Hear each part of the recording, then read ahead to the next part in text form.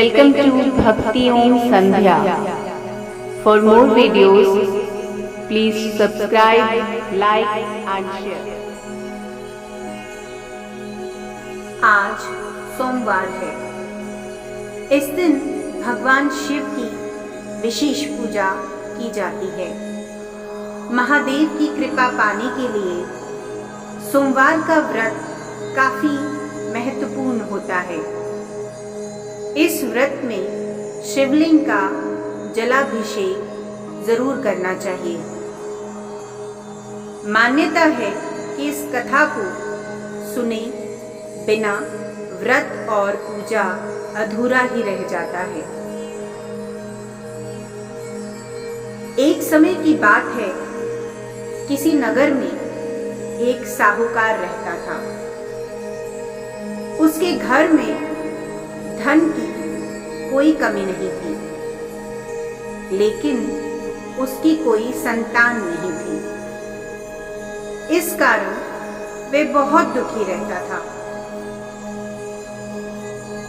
पुत्र पाने के लिए वह प्रत्येक सोमवार व्रत रखता था और पूरी श्रद्धा के साथ शिव मंदिर जाकर भगवान शिव और पार्वती जी की पूजा करता था।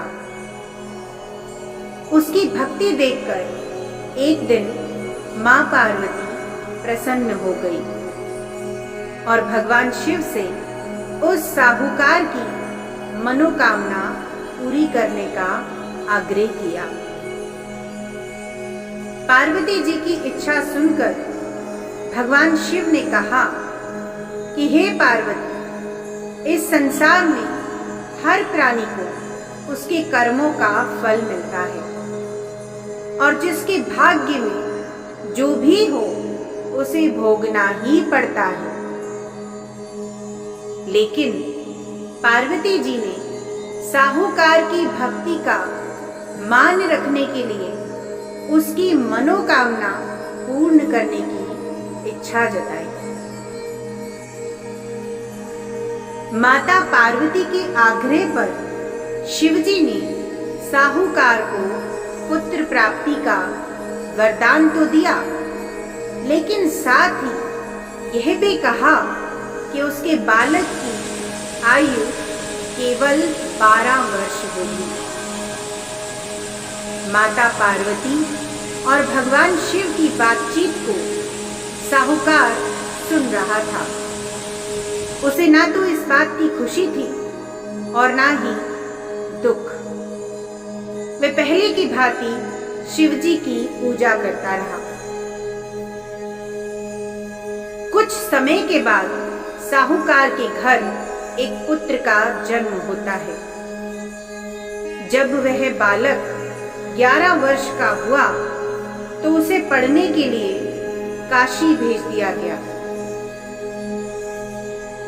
साहूकार ने पुत्र के मामा को बुलाकर उसे बहुत सारा धन दिया और कहा कि तुम इस बालक को काशी विद्या प्राप्त करने के लिए ले जाओ और मार्ग में यज्ञ कराना।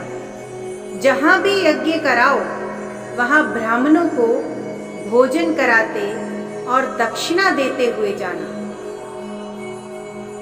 दोनों मामा भांजे इसी तरह यज्ञ करते और ब्राह्मणों को दान दक्षिणा देते काशी की ओर चल पड़े। रात में एक नगर पड़ा जहां नगर के राजा की कन्या का विवाह था। जिस राजकुमार से उसका विवाह होने वाला था वह एक आंख से काना था। राजकुमार के पिता ने अपने पुत्र के काना होने की बात को छुपाने के लिए एक चाल सोची। साहूकार के पुत्र को देखकर उसके मन में एक विचार आया। उसने सोचा, क्यों ना इस लड़के को दूल्हा बनाकर राजकुमारी से विवाह करा दूं। विवाह के बाद इसको धन देकर विदा कर दूंगा और राजकुमारी को अपने नगर ले जाऊंगा। लड़के को दूल्हे के वस्त्र पहनाकर राजकुमारी से विवाह कर दिया गया। लेकिन साहूकार का पुत्र ईमानदार था। उसे यह बात न्याय संगत नहीं लगी। उसने अवसर पाकर राजकुमारी की चुन्नी के पल्ले पर लिखा कि तुम्हारा विवाह तो मेरे साथ हुआ है, लेकिन जिस राजकुमार के संग तुम्हें भेजा जाएगा वह एक आंख से काना है। मैं तो काशी पढ़ने जा रहा हूं। जब चुन्नी पर लिखी बातें राजकुमारी ने पढ़ी तो उसने अपने माता पिता को यह बात बताई। राजा ने अपनी पुत्री को विदा नहीं किया, जिससे बारात वापस चली गई।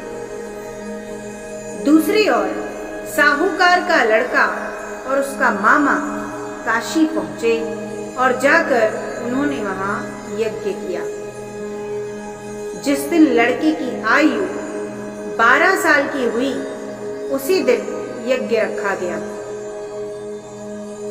लड़के ने अपने मामा से कहा कि मेरी तबीयत कुछ ठीक नहीं है।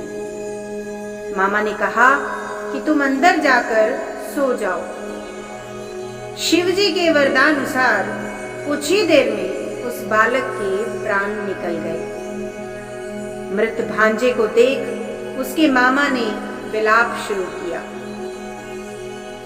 संयोगवश उसी समय शिवजी और माता पार्वती उधर से जा रहे थे। पार्वती ने भगवान से कहा, स्वामी, मुझे इसके रोने के स्वर सहन नहीं हो रहे। आप इस व्यक्ति के कष्ट को अवश्य दूर करें। जब शिवजी मृत बालक के समीप गए तो वह बोले कि यह उसी साहूकार का पुत्र है जिसे मैंने 12 वर्ष की आयु का वरदान दिया था। अब इसकी आयु पूरी हो चुकी है। लेकिन मातृभाव से विभोर माता पार्वती ने कहा कि हे महादेव, आप इस बालक को और आयु देने की कृपा करें, अन्यथा इसके वियोग में इसके माता पिता भी तड़प तड़प कर मर जाएंगे। माता पार्वती के आग्रह पर भगवान शिव ने उस लड़के को जीवित होने का वरदान दिया। शिवजी की कृपा से वह लड़का जीवित हो गया। शिक्षा समाप्त करके लड़का अपने मामा के साथ अपने नगर की ओर चल दिया। दोनों चलते हुए उसी नगर में पहुंचे जहां उसका विवाह हुआ था। उस नगर में भी उन्होंने यज्ञ का आयोजन किया। उस लड़के के ससुर ने उसे पहचान लिया और महल में ले जाकर उसकी खातिरदारी की और अपनी पुत्री को उसके साथ विदा किया।